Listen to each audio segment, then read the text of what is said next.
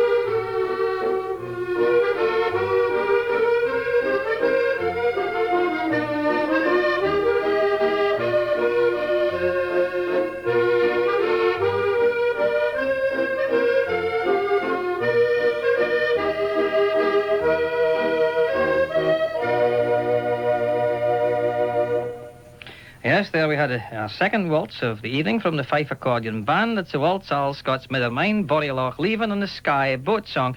I forgot to get my guest, Jimmy, to actually say the name there as he went out with the, well, he's now out because he's still at the other side of the desk there, George Taylor. And that's from Tornaveen area, I think. A great supporter of our music. I'm just waiting to see if we get George on the phone. Some of the other correct ones, Mr. Flett of Doonby and Orkney. Mother Mackenzie of Plockton coming in too. Mr. Wright, well, he was right too. John Laidlaw, but I've got George Taylor on the phone right now. Hello, George. How are you doing tonight? Not bad. Fine. Well, Right, come on. Mark.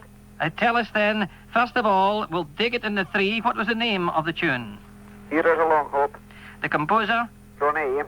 Quite right. And the background to the tune? A lifeboat disaster in Pentland Firth. It was in the year? March 69. 1969. You know more than me. I had 1969 down here. Oh. It was March. Well, but 2 years ago in Orkney, we went down to the memorial in Long Hope and have a photograph of it. You have? That's how I know the date. Oh, well, thank you very much indeed. It was indeed the crew of the Longhope lifeboat, the TGB, went to the aid of a Liberian ship, the Irene, in difficulties in the Pentland Firth. The lifeboat hit by a huge wave and overturned. The crew of 8 were all drowned. And an LP will be coming to you then, George. Thanks very much for taking part. We'll see you at these festivals very shortly. No doubt. No doubt at all. That was George Taylor of Turfins. LP coming to you very rapidly then from my guest, Jimmy. The last selection. Just lead in the selection from the Fife Accordion Band, because I cannot pronounce it title. I'm leaving you to do it. It's a name called Kachushka. Kachushka. Let's listen to it now.